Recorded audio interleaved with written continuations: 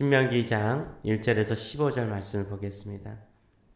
우리가 방향을 돌려 여호와께서 내게 명령하신 대로 홍해길로 광야에 들어가서 여러 날 동안 세일산을 두루 다녔더니 여호와께서 내게 말씀하여 이르시되 너희가 이 산을 두루 다닌 지 오래니 돌이켜 북으로 나아가라.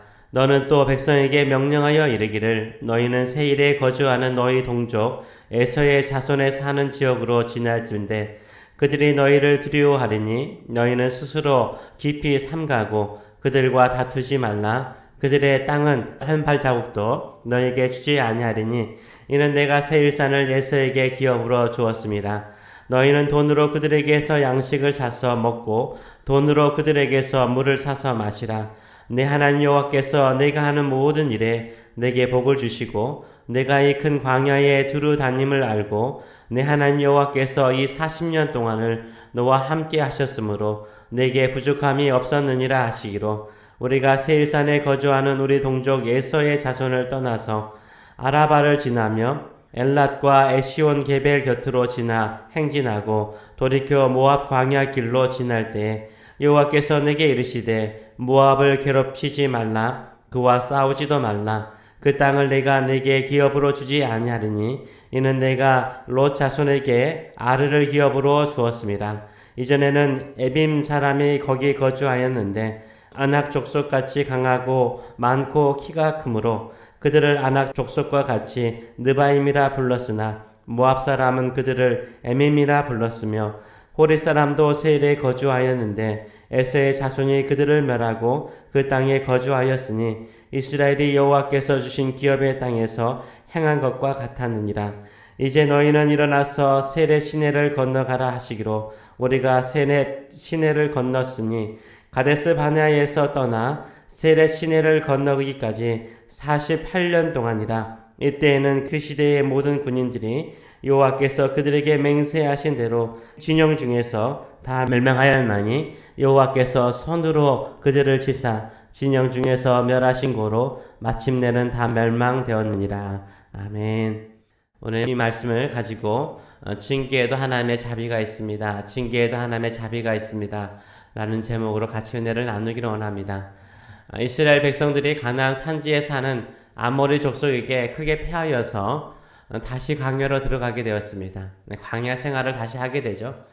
14절의 말씀을 보게 되면 가데스 바네아에서 이스라엘 백성들이 반역을 했고 하나님의 말씀에 순종하지 않았던 가데스 바네아에서 떠나 세렛 시내를 건너기까지 38년 동안이라. 이때에는 그 시대의 모든 군인들이 여호와께서 그들에게 맹세하신 대로 진영 중에서 다 멸망하였다라고 말하고 있습니다.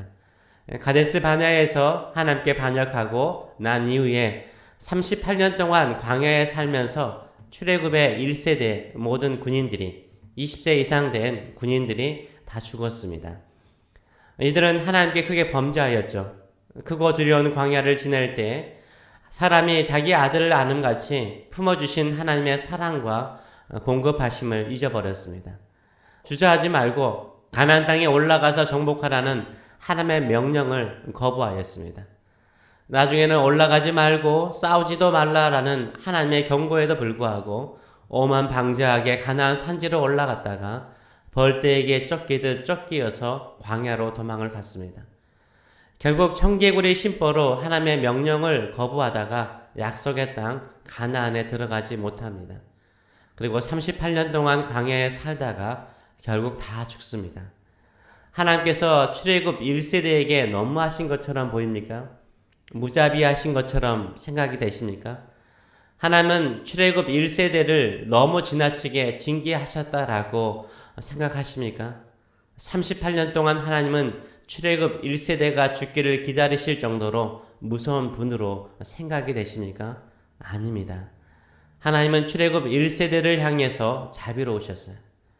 첫째는 하나님은 하나님의 말씀에 순종하지 않은 출애굽 1세대 군인들만 가나안 땅에 들어가지 못하게 하셨지 그들의 자녀들과 그 후손까지 가나안 땅에 들어가지 못하게 하지 않으셨습니다. 출애굽 1세대가 범죄하였다고 그 모든 축복을 약속하신 축복을 다 거두지 않으셨어요. 그들의 자녀들에게는 약속의 땅에 들어갈 수 있는 은혜를 베풀어 주셨어요. 만약 저에게 우리 세대가 크게 범죄하여 교회의 부흥이 사라져 버렸습니다. 핍박과 고난이 있고 교회가 정체하는 교회의 정체 시대가 되었습니다. 그러나 40년이 지난 후에 우리 다음 세대가 일어나서 부흥 시대를 열게 하신다면 저는 40년 기다릴 수 있어요. 다음 세대의 부흥을 내 눈으로 직접 보지 못하고 죽을지라도 우리 다음 세대에게 성령을 홍수와 같이 부어주셔서 열방 가운데 대부흥을 주신다면 저는 기꺼이 기다릴 수 있습니다. 광야와 같은 인생을 살더라도 저는 기다릴 수 있습니다. 하나님은 출애굽 1세대가 범죄하였다고 모든 축복을 다 거두지 않으셨어요. 그 다음 세대에게 약속의 땅 가나안을 정복할 수 있도록 허락하시고 약속하셨습니다. 이것은 하나님이 얼마나 자비로우신가 은혜로우신가를 보여주고 있어요. 둘째, 하나님은 광야에서 범죄한 그들에게 한결같이 함께 하시고 축복하셨어요. 7절의 말씀을 보게 되면 내 하나님 여호와께서 내가 하는 모든 일에 내게 복을 주시고 내가 이 큰 광야에 두루 다님을 알고 내 하나님 여호와께서 이 40년 동안을 너와 함께 하셨으므로 내게 부족함이 없었느니라 라고 말하고 있습니다. 하나님께서 이스라엘 백성들이 하는 모든 일을 뭐 하셨다고요? 축복하셨어요. 40년 동안 이스라엘 백성들과 함께 하셨어요. 부족함이 없도록 공급하시고 보호하시고 채워주셨어요. 출애굽 1세대가 가데스 바네에서 하나님의 말씀을 거역하고 가나안 정복을 거부하자 그들에게 매일 내리셨던 만나를 중단하셨습니까? 불기둥과 구름기둥이 한순간에 다 사라졌습니까? 아닙니다. 하나님은 여전히 이스라엘 백성들에게 만나를 내려주셨고요. 불기둥과 구름기둥으로 보호하여 주셨고 지켜주셨습니다. 하나님은 어디에서 이스라엘 백성들에게 축복하시고 부족함이 없도록 채워주셨습니까? 이 큰 광야에서. 이 큰 광야에서. 광야에서. 하나님의 도우심이 없이는 살 수 없는 광야에서. 하나님의 은혜가 없으면 살 수 없는 이 큰 광야에서 하나님께서 범죄한 이스라엘 백성들에게 부족함이 없도록 채워주셨고 축복하셨고 지켜보호하여 주셨습니다.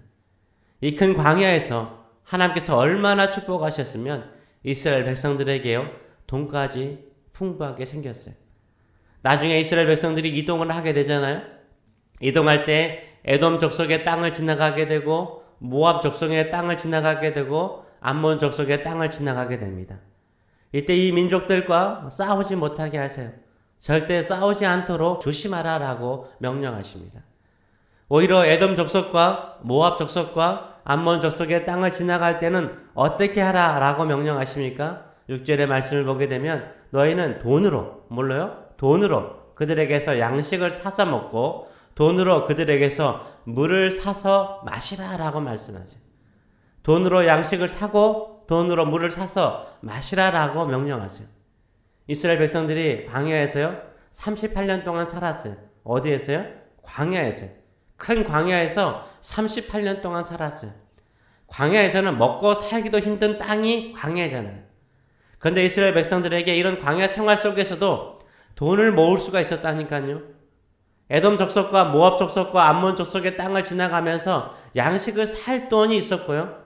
자신들의 가족과 짐승들을 위해서 물을 살 수 있는 돈이 생겼어요. 어떻게 이것이 가능할까요? 이 큰 광야에서 하나님께서 이스라엘 백성들이 부족함이 없도록 축복하셨기 때문인 거예요. 하나님이 채워주셨기 때문인 거예요. 넘치도록 채워주셨기 때문인 거예요. 그래서 그들이 재산을 모은 거죠. 그것도 어디에서요? 광야에서. 광야에서 재산을 모을 정도로 하나님이 함께 하셨고 보호하셨고 축복하셨어요.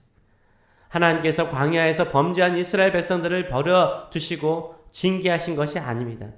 징계하셨지만 변함없는 사랑과 긍휼하심으로 여전히 보호하시고 축복하셨어요. 넘치도록 축복하셨어요. 셋째로 하나님은 얼마나 자비로우십니까? 하나님은 출애굽 2세대를 훈련하셨어요. 무슨 훈련을 시켰을까요? 하나님의 말씀에 순종하는 훈련을 시켰어요.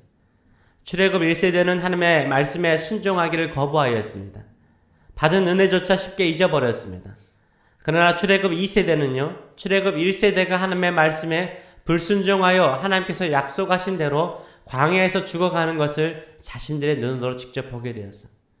이때 출애굽 1세대는 출애굽 2세대, 다음 세대에게 무엇을 강하게 교훈하였을까요?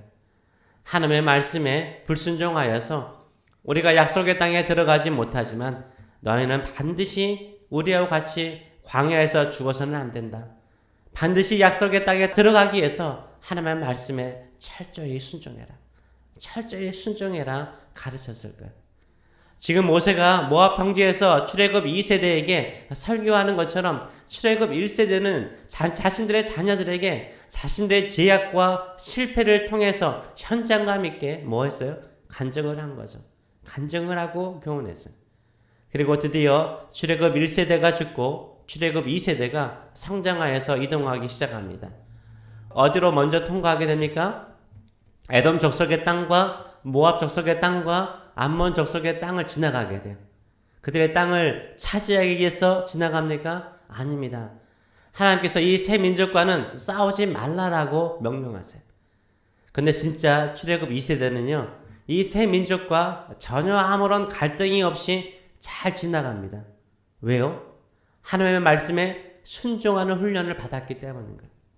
하나님께서 싸우지 말라라고 하면 싸우지 않는 훈련까지 받은 거예요. 어느 민족 사이에 지나가게 될 때는 뭐가 생겨? 갈등이 생길 수밖에 없는 거예요. 갈등이 생길 수밖에 없는 거예요. 아무리 조심스럽게 지나가더라도 갈등이 생길 수밖에 없어요. 그래서 싸우는 것보다 오히려 안 싸우는 것이 더 순종하기 힘든 상황인 거죠. 그런데 출애굽 2세대는요. 싸우지 말라는 명령에 철저하게 순종하여서 잘 통과해요. 하나님은 부모 세대의 실패가 자녀 세대의 실패로 이어지지 않게 하셨어요. 자녀 세대에게는 하나님의 말씀에 순종하는 것이 얼마나 중요한지 그들의 부모들 세대를 보면서 배우게 하셨어요. 하나님은 오히려 부모 세대가 상실한 축복을 자녀 세대가 누릴 수 있는 기회를 주셨고요. 그 기회를 얻도록 자녀 세대를 훈련하셨어요. 또는 하나님은 얼마나 자비로우십니까? 하나님께서 이삭의 아들 에서의 후손들에게 주신 땅을 이스라엘 백성들에게 주지 않습니다. 하나님께서 아브라함의 조카 롯의 후손들인 모압과 암몬 족속에게 주신 땅을 이스라엘 백성들에게 주지 않습니다. 하나님은 이스라엘 민족의 하나님이실 뿐만 아니라 이 세상의 모든 민족을 다스리시는 열방의 하나님이신 거예요. 이스라엘 백성들도 사랑하지만 다른 민족도 사랑하시는 거예요. 그래서 에서에게 롯에게 약속하신 그 축복을 이스라엘 백성들을 더 축복하기 위해서 그들에게 주신 축복을 거두지 않아요. 그들에게 주신 땅을 거두지 않아요. 우리 하나님은 이런 하나님이세요. 그렇게 우리가 어떻게 해야 돼요? 더 열심히 전도하고 선교해야 합니다. 모든 민족이 하나님 아버지의 사랑을 알고 주께로 돌아오도록 열심히 선교해야 합니다. 우리가 볼 때 출애굽 1세대가 가나안 땅에 들어가지 못하고 광야에서 38년 동안 생활하면서 죽는 것을 보고 하나님은 한번 진노하시면 그 진노하심을 거두지 않는다라고 오해할 수 있습니다. 아닙니다. 하나님은 출애굽 1세대의 죄악에 대해서 축복의 땅 가나안 땅에 들어가지 못하게 징계하셨지만 그들의 자녀들에게는 들어갈 수 있도록 자비를 베푸셨어요. 또한 광야 생활 40년 동안 그들의 범죄에 상관없이 변함없이 그들과 함께 하시고 그들을 축복하셨어요. 부족함이 없도록 축복하셨어요. 넘치도록 축복하셨어요. 오히려 광야에서 돈을 모아서 양식과 물을 살 수 있도록 축복하셨어요. 그리고 출애굽 2세대들이 광야 생활을 하면서 하나님의 말씀에 순종하는 훈련을 통해서 가나안 정복을 준비케 하셨어요. 또 우리 하나님은 얼마나 자비로우시고 섬세하신지 몰라요. 우리 하나님이 섬세하시고 자비로우셔서요. 38년 전에 가나안 산지에 사는 아모리 족속에게 하나님의 말씀을 어기고 싸우러 갔다가 피한 적이 있잖아요. 그 아픔을 가지고 다시 그 길로 올라가도록 명령하지 않아요. 다시 가나안 산지길로 올라가라라고 명령하지 않아요. 왜냐하면 그들에게는 큰 상처였거든요. 치명적인 상처였거든요. 오히려 우회하여서 요단강 동편으로 이동하게 하십니다. 38년 전에 쓰라린 패배의 아픔이 아직 이스라엘 백성들의 마음속에 깊이 남아있는 것을 아시고 산지길로 가지 않게 하세요. 다른 길로 가게 하세요. 우리 하나님은 징계하실 때에는 엄하게 징계하시지만요. 은혜를 베푸실 때는 얼마나 자비로우시고 은혜로우시며 섬세한지 몰라요. 그러기에 더욱더 우리 하나님을 마음과 정성을 다하여서 사랑하시고 오직 주의 말씀을 붙들고 살아가시는 저 여러분 되시길 축원합니다. 그러면 하나님께서 부족함이 없도록 공급하시고요, 채워주시고 또 새로운 역사, 섬세하신 하나님의 인도하심을 받고 새로운 부흥의 역사가 이루어질 줄 믿습니다. 은혜의 시대가 열릴 줄 믿습니다. 이것을 꿈꾸시고 믿음으로 기도하시는 믿음의 세대가 되시길 축원합니다. 네, 기도하겠습니다. 살아계신 하나님 아버지, 우리가 오늘도 이 겸손한 마음과 낮아진 심령을 가지고 주 앞에 나오나이다. 우리가 광야에 있더라도 혹시나 우리의 범죄로 인하여서 징계를 받고 있을지라도 하나님은 자비로우시고 은혜로우시고 또 섬세하시고 또 우리에게 한없는 사랑을 베푸시는 우리 주님이신 줄 믿습니다. 우리에게 하신 약속을 거두지 아니하시고 우리 자녀들에게도 베푸신다면 우리가 기꺼이 믿음으로 기다리며 또 간구하며 나가기를 원합니다. 우리 세대에 부흥이 없을지라도 우리가 눈물로 씨를 뿌리고 그 열매를 우리의 세대에 거두지 못할지라도 우리의 다음 세대가, 우리의 자녀들의 세대가, 또 우리의 그 다음 세대가 성령의 놀라운 부흥의 역사를 꿈꾸고 그들이 그 성령의 놀라운 역사를 통해서 사도행전적인 부흥의 역사를 이 시대 가운데 또 열방 가운데 이룰 수 있다면 우리가 그 약속을 붙들고 끝까지 기도하기를 원하나이다. 믿음으로 나가기를 원하나이다. 끝까지 우리 자녀들을 말씀으로 양육하고 주의 말씀에 순종하도록 가르치는 부모의 세대, 믿음의 세대가 될 수 있도록 축복하여 주시옵소서. 우리가 살아가는 동안 오직 우리 주님, 살아계신 우리 주님, 자비로우신 우리 주님, 섬세하신 우리 주님만을 마음과 정성과 힘과 뜻과 목숨을 다하여 사랑하며 주의 말씀을 따라 살게 하여 주시옵소서. 감사드리며 예수님의 이름으로 기도합나이다. 아멘.